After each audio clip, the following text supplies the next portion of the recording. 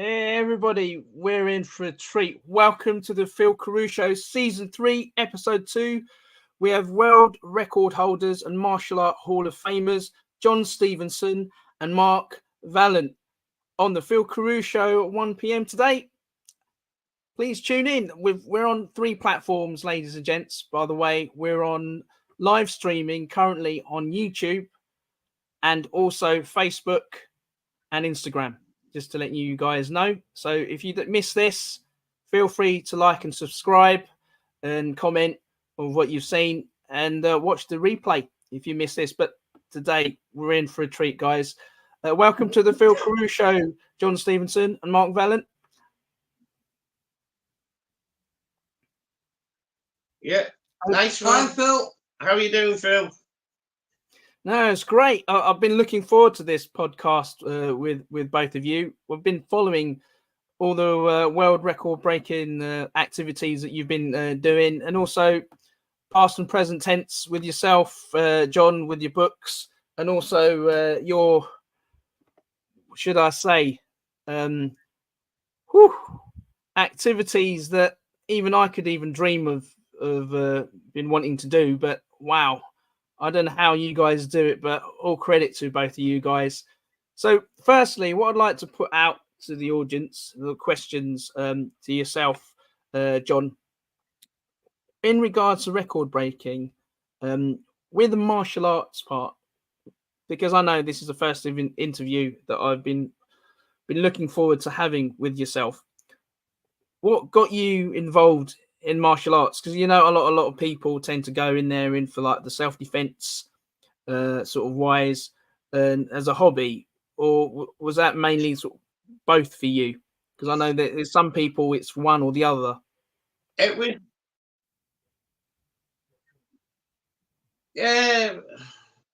really, it's like as a kid watching Bruce Lee movies and that. He's like a big inspiration, isn't he? And like as a child, you'd look at that and it's like, wow, he's like some sort of superhero.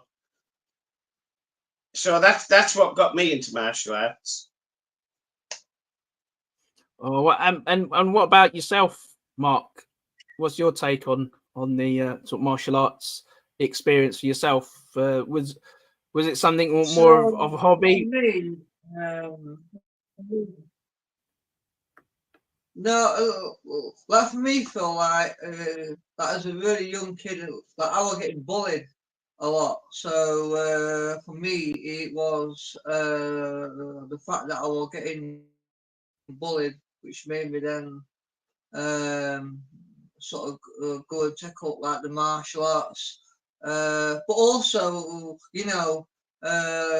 like as a kid watching movies like sort of Bloodsport, Kickboxer, it's that sort of like what a wow sort of factor, and that's sort of what made me think, like I want to do like that sort of thing. So yeah, that's sort of what got me into it. Yeah. Well, wow, guys, it seems to be sort of like it's one of those sort of things sometimes,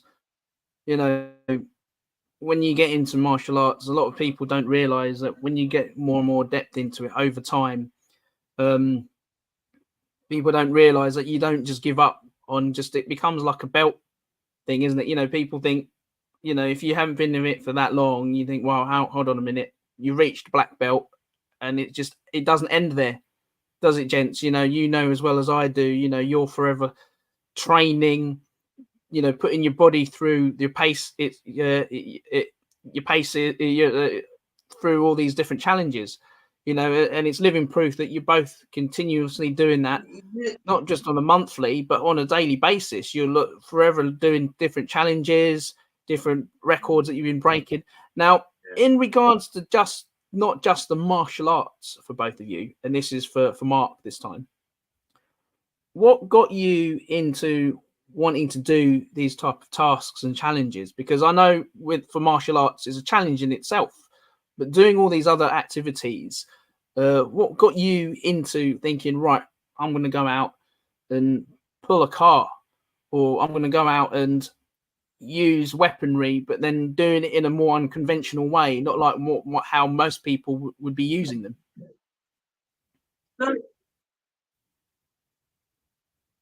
So for me, Phil, it's a bit of a journey. Obviously, I started with the martial arts like as a young kid, but from the age of I think 12, maybe 13, I was like joined up at a gym, so I was constantly training like in the gym. And then as the years went on, I continued that gym journey. So going to various gyms, and that sort of continued. And then I think it's about 6 years ago, 5-6 years ago, I started getting some one-to-one like PT, and just a shout out here to my PT Matthew Woolley. He's been my PT now for I think it's going on 5 or 6 years, and it was training with Matt that basically kind of got me on to the records, because we started doing like wall sits, like weighted wall sits. So I used to do a wall sit and Matt put some sort of weight on me, and it started out very basic, 20 kilo, and that 20 became 40, 40 became 60, 60 became 80, 80 became 100, and it just sort of went up and up and up. And then we got to a level where I was like holding, it was one of my first world records, my very first one. I was holding 250 kilo, a quarter of a ton.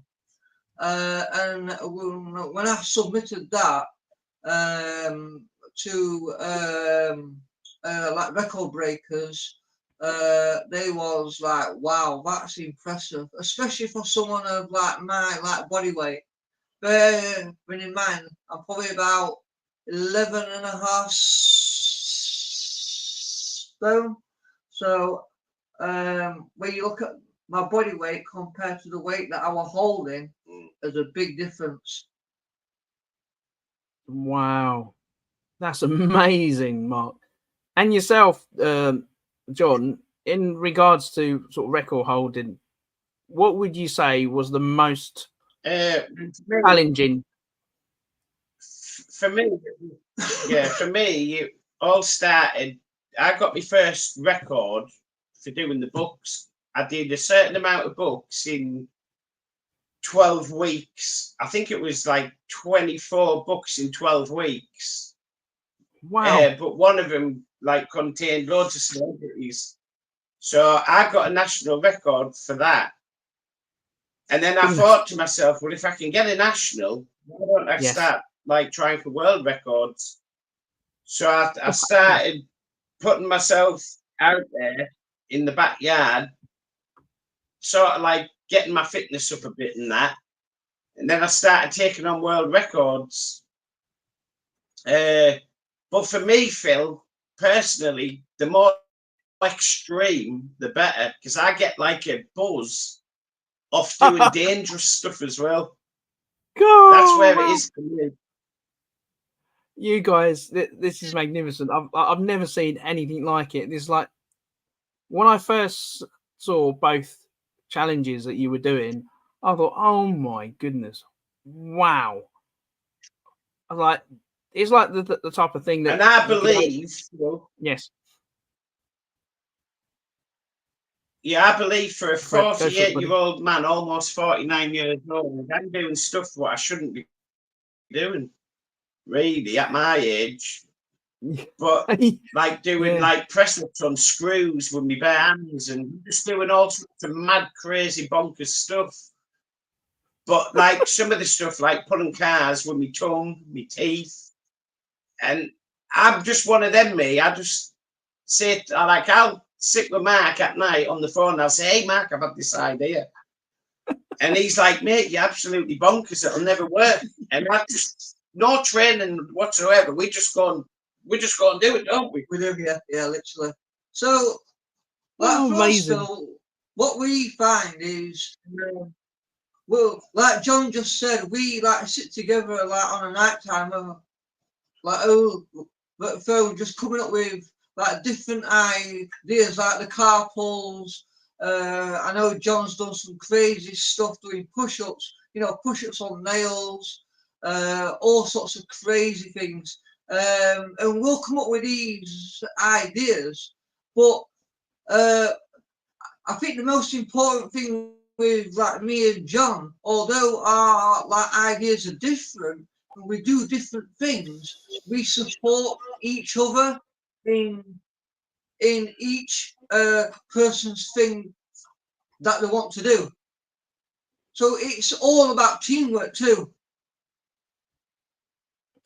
Yeah, no, I've noticed that you've become not just individual record holders, but also joint record holders, both of you together. And for the viewers out there and listeners, for this episode 2 for season 3, John and Mark have been remarkable. They're absolutely phenomenal. The lengths that they go through and the training, that they've had previously for them to be able to endure the things that they do. And there's no doubt it's like pressure testing with certain things that you do. Now, in the behind the scenes, I've noticed. After that, Phil, if I can just add to that, Yes. like my records are mainly done with like my PT, so like he'll train me up to sort of take on these crazy records that I've done, like the wall sits, carrying the sandbag, all these crazy things. But it's also like sort of like credit to him, because if it wasn't for the training that I do with him and for the training that he puts me through, and obviously he helps me sort of do the records, he does all the filming and all that sort of thing. So it is a big like credit to him too. So I do like thank Matt like sort of a lot for that. And as for me, Phil, I'm just batshit crazy. No training needed. I'll just get my camera set up and I'll just get on with it. I do it. Everything I do that way, I do it alone.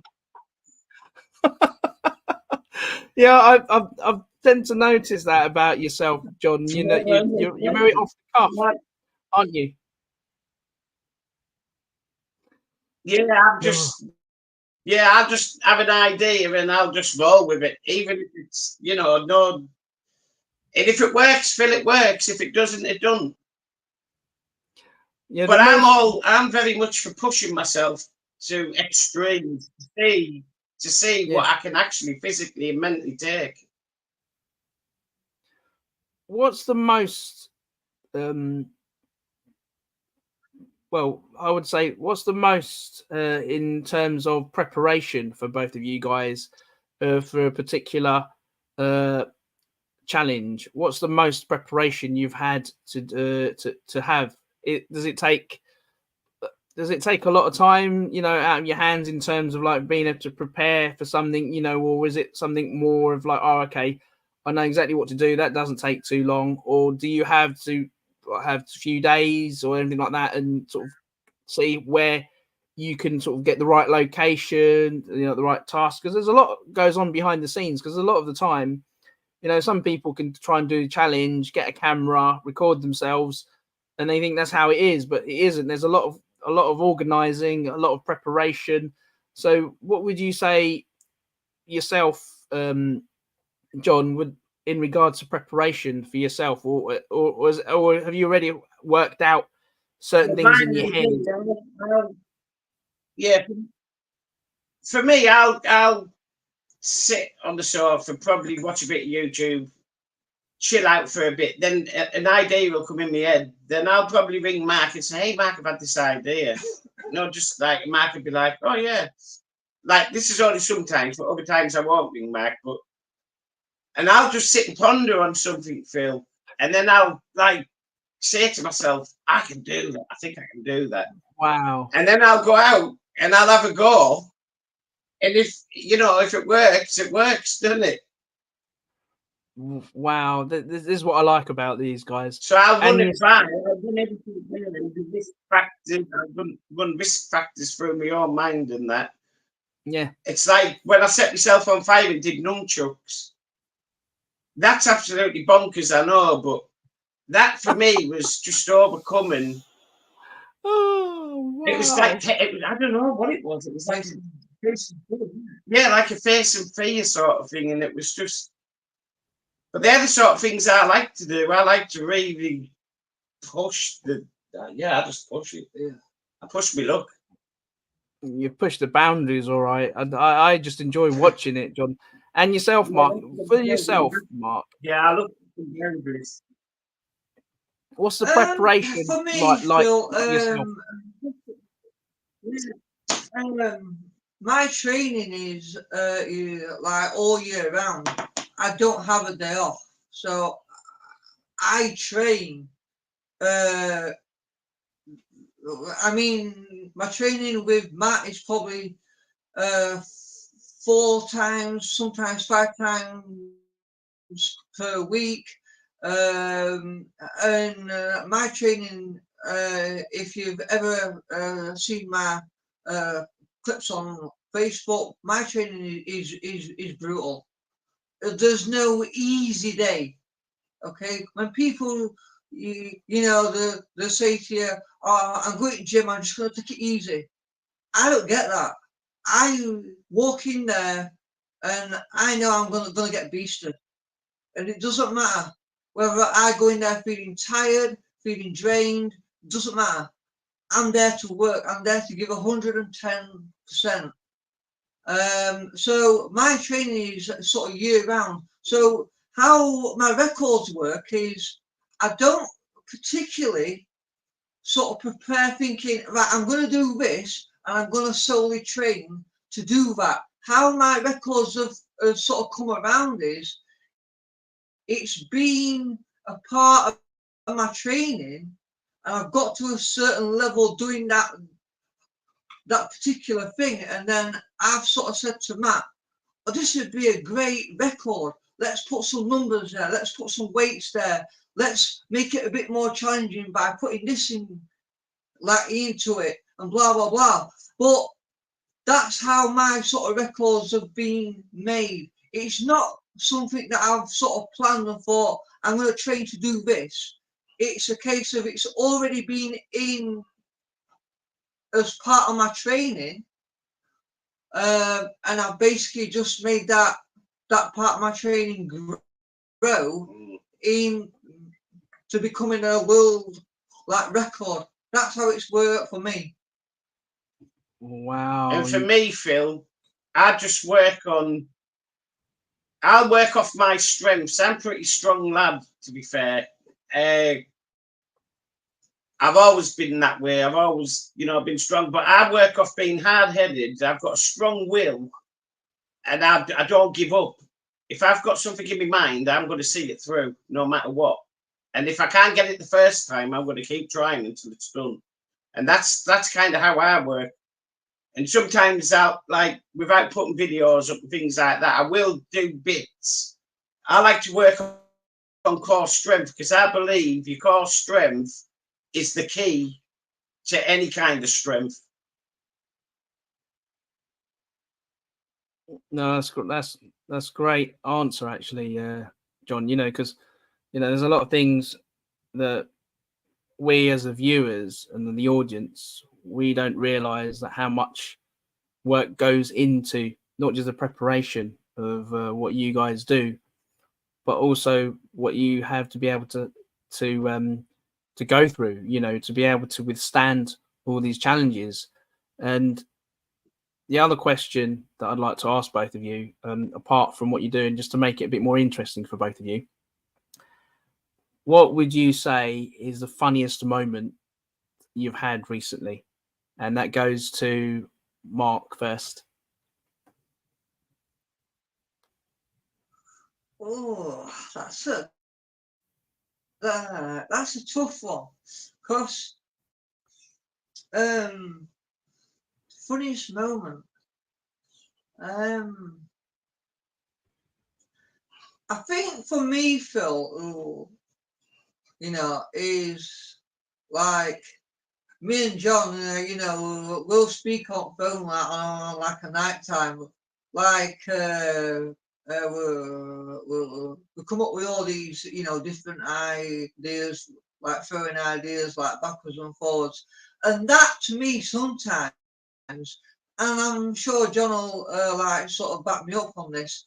That to me brings up some very, very funny conversations, which we, like often we'll stand and just laugh our heads off, thinking that's crazy. But you know what? Let's get out there and do it. Give it a go. Yeah. I mean,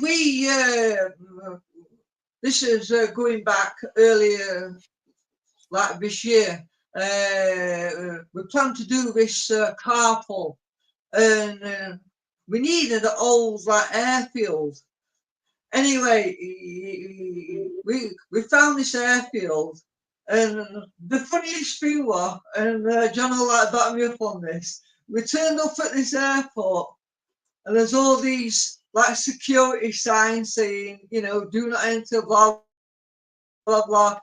We knew it was like a disused, so it wasn't in use, this airfield.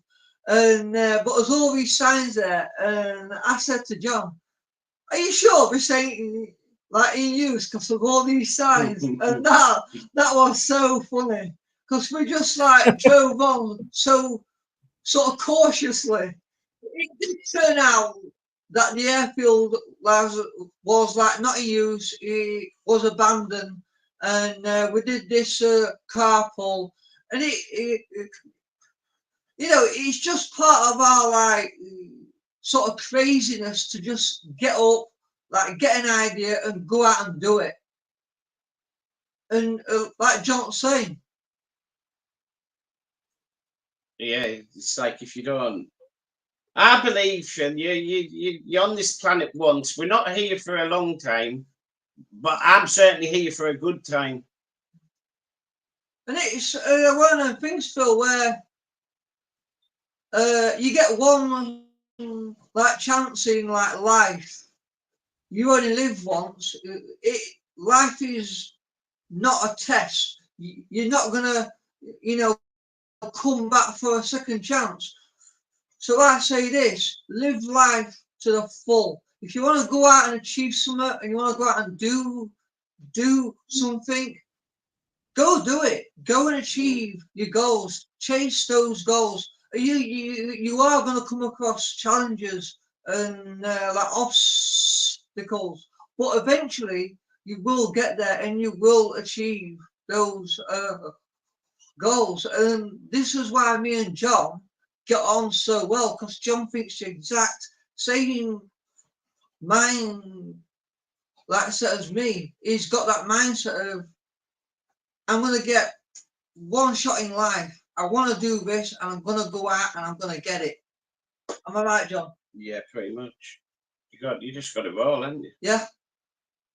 And it's not that for me, Phil. It's like, because I'm getting on now, and I think when my children grow up, it might be good for them to look back and say, well, if my dad could achieve the things he's done, it might give them a bit of inspiration, to not be shy, to step up and, of course, give something a go. Because a lot of people in life say they want to do things and they never do. It's like a dream they have, and they just don't know how to I always believe if you want something, you just get up and do it. Yeah. There is no other way. And you will face, you know, challenges. You might try it and fail it, but my advice to anybody, if you've got a challenge, whether you fail it the first time, the second time, the third time, or you fail it 1,000 times, just keep doing it. Eventually, you will get it. It's just you've got to just keep going, keep moving forward. No, that's great advice, both of you. I agree with that. The other sort of questions I'd like to sort of add, guys, is that I know the audience are sort of interested in regards to the type of answers you're going to come up with on there. That what I would like to ask you is that if you was in a particular moment in time, like for example, if you had a choice of who you would have as a mentor, who would that be? If you was to have anyone as a mentor in terms of not just martial arts, but if you could choose anyone in regards to if you had a choice to have as like a mentor or some form of like a inspiring figure that you could have had like past or present, is there anyone that you would pick in particular? First. That's a good question, that, because like I kind of mentor myself, really. I don't really self-motivated. I'm self-motivated, yeah. I don't really. Everybody's unique in their own way, I believe, and there's obviously some things people can do what I can't do, and vice versa. I think with me, Phil, like I follow a lot of David Goggins. Wow. So obviously I'm also I'm self-motivated, but I do follow a lot of David Goggins, and when you listen to his you know, the podcast that he's done, some of the advice there is huge, and it's 100% like, you know, bang on, right on it. And but I also have a following for the like Navy SEALs, and if anyone knows out about them, they're the most elite special forces in the world, and their training is just brutal. But like I follow them guys, and their mindset is just, you know, it's so tough, and I try and sort of adapt that to myself, have that mental toughness, no matter how hard I'm, you know, might be finding a challenge or finding training. I'm going to adapt that mindset of never quit, keep moving forward. See, that's the same with me, Mark. When I was telling you that time, I kind of train because the thing about your brain, Phil, you can trick it. Yeah. I find you can trick it. Me, I've my training routines to try and push through pain and switch off. And I think that's a great way. Well, it is personally for me, Mark, a great way of training. Because then you can really, really push yourself. Yeah, it's like if you don't sort of push yourself and get out of your comfort zones, you're never gonna sort of like progress or move forward. So yeah, you know, I agree that you've got to push and come out of your comfort zone, 100%. It's like when I got that calisthenics world record, man, you know, I had my knuckles between two scream sticks. I'm not going to lie, I had tears streaming down my face after. Yeah. But I pushed through because I wanted the record. Yeah, 100%. Right, with the other sort that of was really nice. thing as well, some of the challenges that that you've mentioned, I have been speaking to John himself behind the scenes. Now, just to let the audience know, both of you guys, wow, how can I say this? It's incredible because the things that you do in regards to like the sticks, the Philippine martial arts screamer sticks. You actually played with what was it? Table tennis? Both of you with the sticks. You got a ball, and you were using the screamer sticks. Yeah, we got instead of using a pink an actual table tennis bat. Oh, wow. That was a nightmare. There's a little thing sort of behind that, Phil, that people may not know. We had this idea of doing that same challenge with like nunchucks. It's not possible. Now we sort of realised that nunchucks might not have been possible, so we then sort of thought about it, had a little chat together, and we went and did it with like the calipos. And you know what, Phil? That's probably one of our most unique records. Yeah, definitely. That was, especially for a joint one. It was crazy, wasn't it? Yeah, absolutely. Very difficult, Phil, as well. Yeah, very. To keep the ball consistent. Yeah. You wouldn't believe how much concentration it takes. Do you know how long that took us, Phil? If I'm brutally honest, it took us 6 hours to be able to do that. And we kept like I was mentally burnt out in the end. 6 hours. Yeah. I got bored, but we managed to do it. 6 hours. And we just constantly went until we managed to get it consistent. Oh, yeah. God. It's like this morning, Phil. We've been out this morning. So I've been hanging upside down this morning on monkey bars with a BMX across my chest doing sit-ups.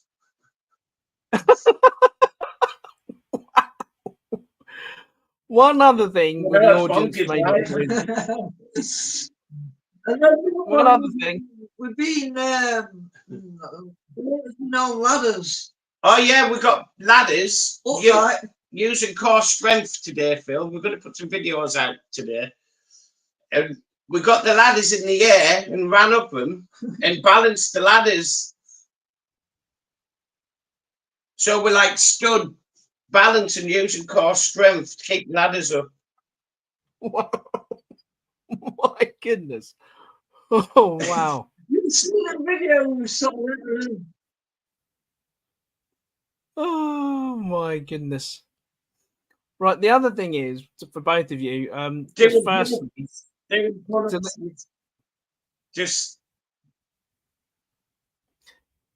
Just using anything, Phil, really. Anything that disposal to try and like work on strength, really.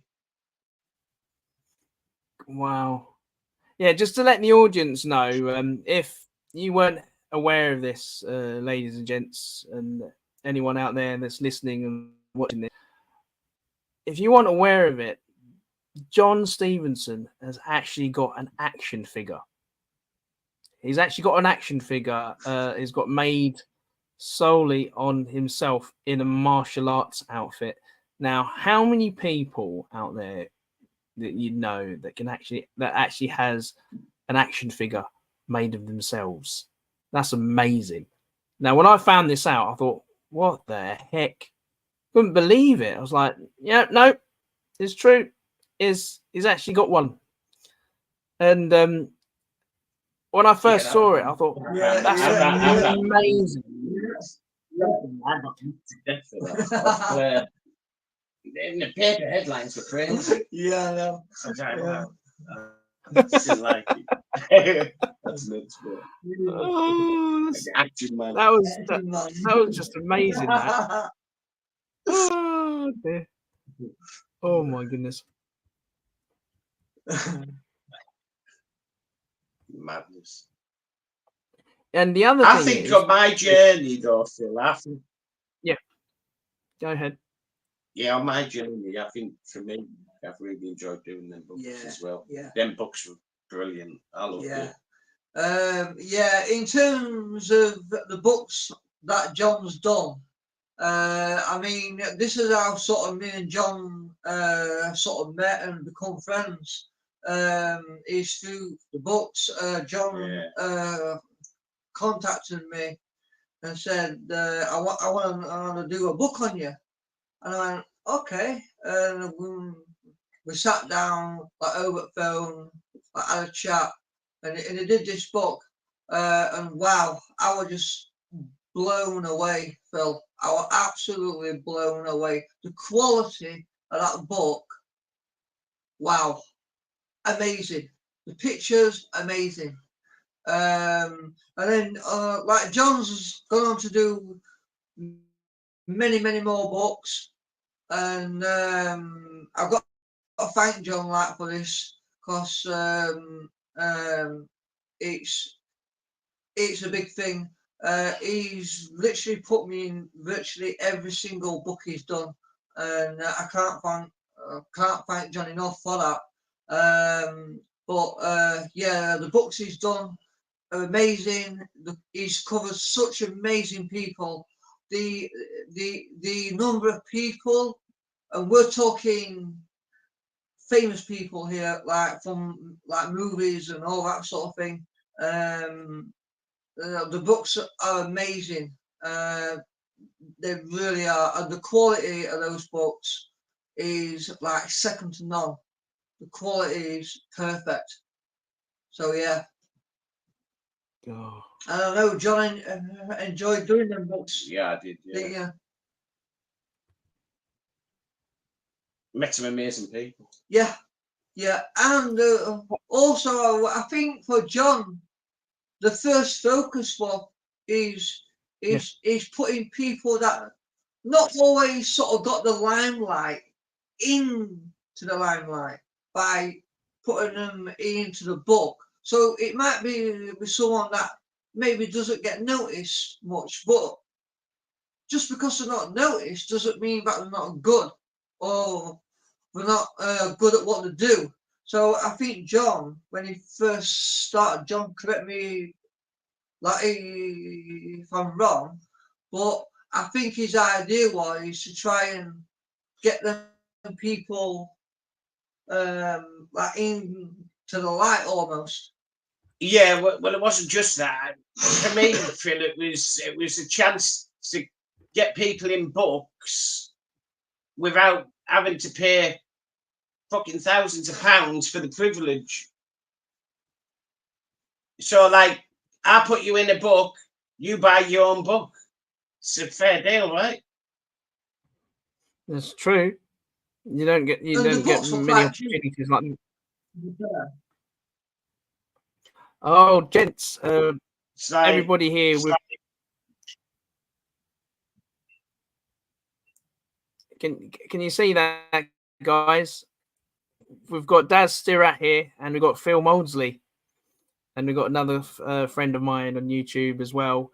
Just remember, while the view's rolling, we're actually on YouTube live now, live streaming, and also live streaming on Instagram and on the Phil Carew Show podcast. So yeah, we've got some folks here. If you haven't been tuning in, please feel free to look back on the replay, like, subscribe, and comment. But at the moment, we're just to give people a little insight. We've been just discussing about all the life experiences and the experiences of the record-breaking tasks that John and Mark have been having to sort of go through with the type of training, and even sort of some of the insight that I've got from them in regards to where they got their ideas from is it's amazing, because most of the time, you know, it's one of those sort of fear factors that most people have when you're actually doing something like the tasks that they've been doing. With some of them would even be, well, you'd have to be very, very cautious. You've got to really know what you're doing, have the right people supporting you with it, and also sort of like a belief system in knowing that you know what you're doing and you're actually doing it right. Because most of the time, you know, some things can end quite badly, but I think these guys, obviously, they know what they're doing, but it also sort of gives people the added sort of interest and sort of entertainment. They do all these different things, tasks and challenges, and they're not just doing it for record breaking things, but they help inspire us to do more challenging things in our lives. I think it sort of adds to things, to our life, really. It makes me realize that, you know, the things that you're doing, it pushes me and levels me up and makes me want to do better.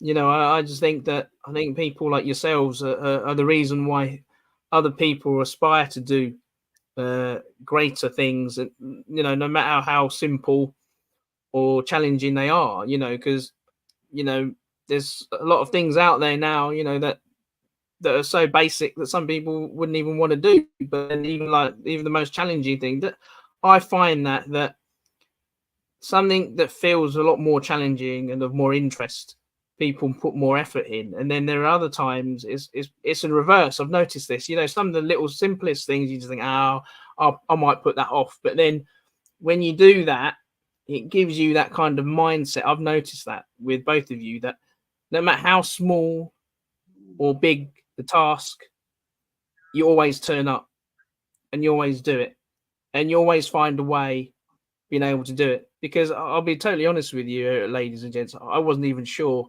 you know, the way things were going to go today for Mark and John, and I was a bit concerned. I thought, I have to take, you know, I'm going to take every opportunity of how I can sort of make sure I get this interview going, you know, and it's even preparation and even getting this going. And I just thought, I'm going to find a way. And, you know, I'm really glad that I have, you know, and being able to have the conversation with these guys, you know, and meeting them in person, you know.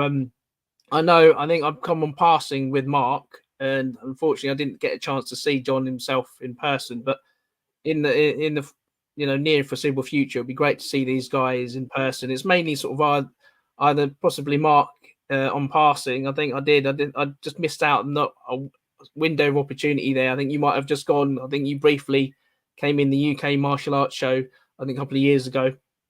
Almost not last, Yeah. not this year, it might have been the year previously. Yeah, I think it was last year, for as far as I remember.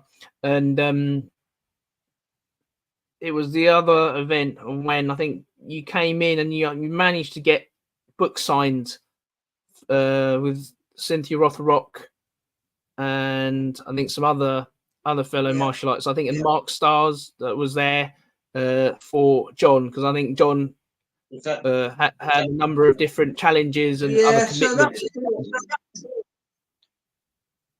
That particular book, Phil, was one of the Legends book that John did, and some of the people in it, like Cynthia Rothrock, Bill Superfoot Wallace, Samuel Clock. I wanted them all to sign it and you know, sort of get to see their pictures, their bios in that book. And it's not only good for those particular people, but it's also good for John as well. So yeah, good. You know, I appreciate it, guys. I think well, I've got two more juicy questions. Back to what just going back to what you were saying, Phil, about whether the task is small or big. Like I'm sure John will say the same thing. Is you approach every task, whether it be small or big, with the same mindset that you're going to give 110% to it, no matter what, whether it's small or big. You commit to it, you do it, you achieve it. That's it, John. I'm sure you think so. Oh yeah, you have to be that way. Yeah. That's great. This is what I find great with these guys. Ladies and gents, if you ever come across John Stephenson, you know, on his platforms and there, whether it's not on Facebook and some even online and other platforms like YouTube, perhaps, and even Mark Vallint with his other sort of activities that he does. He's an up and coming sort of strength conditioning coach as well, which is sort of not recently sort of qualified as. So if you need anything and you want to know anything about in regards to advice and that, feel free to contact Mark himself as well. And if you want to know anything else about other activities, whether it's both of them together or individually, John Stephenson himself, absolutely fantastic, guys. Just two more quick questions just to wrap things up, because I really enjoyed this interview, just hearing the experiences and sort of inspiring sort of words from both of yourself and great advice as well. If both of you was to have an actual sort of superpower, each one of you, and that goes to Mark first, what would you have?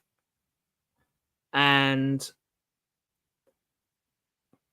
yeah, what would you have in terms of a superpower, and what would you use it for? Greatest power is your mind. Convince the mind and the body will follow. That's my thing. My greatest power is my mind. If I convince my mind that I'm going to do something and I'm going to achieve something, it's going to happen. I might fail at it once or twice or like a few times, but it's going to happen. Well, that sounds like you're like power. Yeah. My mind. It sounds like I'm going to be totally different more on this one, Phil. Yeah, go for it. Yeah, I think if I had a superpower, my superpower wouldn't be for me. I think my superpower would be to, in an ideal world, because I grew up like in the 80s and things was quite different then to what it is now. I've noticed a change in the world over a period of time and how people have become from what they used to be. And I think if I had a superpower, it would be to rain it down on earth and bring everybody together as one and share love with each other and encouragement, because that's what's missing in the world today, I believe. And this is what, and this is why so many people are suffering with mental health due to greed and power and all that. And really, none of it really exists, really, Matt, because money's just paper. We're just beings, we're just energy at the end of the day. When we die, this is just a shell. Yeah. And and I believe we'll go on to a higher power. That's what I believe. And I think people should unite, especially in more today's world, Mike, because everybody seems to be getting separated. Yeah. It's all about sort of unity. So strength comes in unity. Fix the world. I'd like to fix the world, Max, so you don't have kids in countries starving, you don't have people homeless. Everybody, I believe, everybody in this life, man, any living being should have the same opportunities as everybody else, because we're all incredible people. Every single person in this world is incredible, Mark, at something. Yeah. We're all given gifts, and you've just got to go through your life, I believe, and find your gift. And then when you find your gift, you work on it, and then you give it back to others. That's what I believe. Yeah, 100%. And just to add to that, that is actually spot on, because my gift is my fitness, my strengths, the fact that I've trained my whole life. I trained in a gym from the age of 12. It's now become my job. So that what John just said, you know, sort of backs that up. And for me, Mark, if I've inspired on this whole journey the last few years, if I've inspired just one person to believe in themselves, then I've done a good job. Yeah. In my heart of hearts, Yeah. my job's done. Yeah. Putting the records aside, because if that happens to me and I die, I ain't taking them records with me. That's just something that's documented. It's like I work in a gym, and I meet lots of people daily. You know, they all want different things. They all want to achieve different goals, and every day I'm trying to help them people achieve those goals. And when I see someone achieve a goal that they want to achieve for like however long, with weight loss, weight gain, wants to do a bodybuilding show, they want to do a certain amount of push-ups, however big or small, easy or basic it is, or however difficult it is, or how hard that is. My goal at work is to help everybody achieve their goals no matter what. And I will always, 100%, always help someone to achieve their goals. Always. They can ask me any question. I'll show them any technique. You know, whatever it takes, I will help them achieve their goals. And like John says, if you can help one person and change one person's life, not so much change the life, but make them more confident or help them to achieve something that they want to do, then you've made a difference, and that's important now. Yeah, it's how you make people feel. Man. Yeah, 100%. Like I said, records come and go. They're just bits of paper. They'll be documented, but I ain't taking them with me. I ain't taking them with me, man. No. So, but like how you touch somebody, yeah, and the time that you spend with somebody, and the things that you do together as memories, that you can't buy. Yeah, exactly. So both of you, just to wrap things up, do you have... You could have 1,001 of them. Wow. They don't really mean much. Do they really? They don't really mean too much. I just want to say, Phil, that you know, me and John do these records, we get world records and all this stuff. But I think the most important thing here is it's not just about the records, Phil. We do it for ourselves. Yeah, that's it. To inspire others. That's it. And if somebody else can look at what we do and think, I'd like to try something like that, or I'd like to try that even, then what we want people to do is go out and do that. Nothing's impossible. You just got to be prepared to go out and try it. Of course. That's it, mate. That's exactly how I feel about it. Records are great. It's a nice reward. But it's not just about that. It's about doing something for yourself that you're proud of. Having a goal and achieving that goal. Yeah. Just to wrap things up, guys, just one quick question and there before we wrap things up, for both of you, in regards, putting aside not just the records, do you both have like a morning or evening ritual that you do? You know, like when if you get up in the morning and there's a particular thing that you like doing before you start the day. What is your sort of day like in terms of like it whichever way around you want to sort of give the audience on their an insight of what you do. Is it more of an evening ritual, or is there a more, or is there a morning one that you have, like that you like to have before you kickstart the day?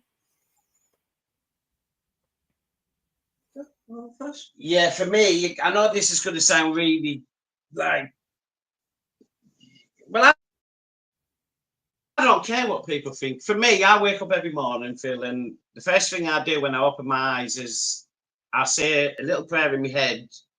I don't care if people think this is funny, whatever, but I always praise God for giving me the chance to wake up again, to have another day with my beautiful children. every day is a blessing. Every day is a blessing, yeah, and I think that for me is very important, Mark, because it's gratitude to a higher power. Yeah. Because life is so fragile, Phil. It really is. It's like when I lost my mum, and I sort of like, and I look around, and it was just really weird. It was bizarre. It really changed me after that. It changed my whole mindset about life in general. So yeah, I'm always grateful for opening my eyes. Because like I've not long went through a cancer scare. I had to have a biopsy and everything else, and that was a bit of a tough time for me, because I was scared, because I thought, well, if I have got it and how it happens to me, I'm not going to see my children grow up. So my way through that was to keep challenging myself, to take my mind off of it and keep pushing through, doing all different challenges and tasks. And luckily for me, I got the all clear. But yeah, they had been in my mouth, cut bit of my mouth out, and that. It was a really horrendous time. For me, when you're dealing with something that's out of your hands, Phil, that's when it gets scary, because there's nothing you can do. You're not in control. You're in control. Whereas me, I like to be in control of everything that I do. If that makes sense. Yeah, of course. Yeah, no, that makes a lot of sense. And I'm going to back John up here. Every day. For me, Phil, I'll back John up here. Most important thing is every day is a blessing. Something that you got to sort of remember, like John said, life is like fragile. You're not promised tomorrow. No, nobody is. So every day is a blessing. Now, I don't so much have a ritual, but I have routine. Now, so like, I'll get up in the morning, and you know, this might sound silly or daft, but you know, I don't care. Most important important thing to me is I get up in the morning and I go about doing the things that I want to do. Yeah. Whether it be going to work and helping someone achieve their fitness goals, or going to work and helping someone achieve sort of whatever goal. Yeah. And then I come home and then I might go training, and then it's like I can sort of flip between like two people. In the daytime, I'm there to help others. On the evening time, or when I'm not at work, it's about me. It's about me going training and making myself better, facing the things that I want to do. And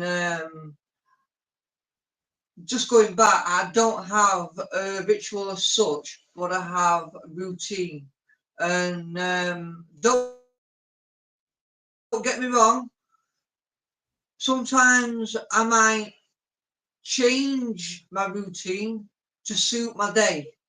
So if something comes up and I need to sort of do something that's not in my normal day, I will change my routine. I will adapt my day and adapt the way I think, so I can make things happen that day. I know it might be complicated, or it might sound a bit odd, but I don't care. what people think. This is about me. This is what I do. Everyone's different. No, that's great, because this is what's great about the show. Yeah, this is what's great about the show. Everybody, you know, when you get a different take. My biggest belief is you only get out of life what you put in. Like anything, you only get out what you put in. That's true. That is true. You know, yeah. A bit like training. You know, we're all like sort of martial artists. If you don't put the work in, you're not gonna make your grade. Yeah, if you want, Matt, for me, if you want to go and achieve something, change the script and just get on with it. Yeah, 100%. Because anybody can do anything, I believe, Mark, if they put their mind to it. Yeah. You know, it's not rocket science. We're all human, aren't we? We're not 100%. superheroes. You just crack on. If you've got a strong mindset and a good will, you're gonna conquer your dreams, aren't you? Yeah. It's true. Right, ladies and gents. And the most important thing here, Phil, and I do want to say this, is ignore the negativity, ignore the people that say you can't do it, or I like that though. Or you won't do it. In fact, what to do with that is, if someone says you can't do it, go do it, because that'll make you more determined. That makes me more determined to go and do it. So ignore those negative people. Don't ignore it, as in don't let it get to you. Take it on board though, and let it push you forward. Use it as superpower, yeah. Energy. Energy, yeah. But don't let the if they say you can't do it, you do it, take a picture. Yeah. So if someone says to me, Mark, you can't do X amount of weight walking, guess what? I'm going to do it all week, and I'm going to do it twice on Sundays. That's how it is. Right, okay, gents, we're gonna have to love you and leave you, and thank you very much for coming on the Phil Carew show. We're gonna wrap things up on here, and I really appreciate John and Mark here and coming on the Phil Carew show on season 3 and episode 2. I'm looking forward to some other content with both John and Mark in the foreseeable future, because I know they're going to have some interesting stuff coming up at some point. Ladies and gents, please feel free to look back on the replay. In 2025, Phil, I think in 2025, we'll have some amazing content. Yeah, I think in 2025, Phil, I think we'll come and collect you and you can do a challenge with us. Wow, that sounds amazing. That sounds great, guys. In 2025, we're going to have some amazing content. Some stuff that if people think what we do now is good, wait till 2025. The things that we've got planned, amazing. No, I appreciate that. Right, we're going to wrap these things up now, ladies and gents, and also from John and Mark. Please subscribe and like on my YouTube channel, the Phil Carew Show podcast, and also on my actual sort of page on there. We are coming up to now season 3, just to remind everyone, episode 2. This is feel free, click and like and comment. And if you want to find out more about these guys, feel free to check out John Stephenson on numerous platforms. You've got Instagram, you've got Facebook, you've got YouTube, and the same as well as to be said for Mark Vallint as well, for these great martial artists and world record breakers. Right, we're off, guys. Thank you very much for coming on the Phil Carew Show. Take care.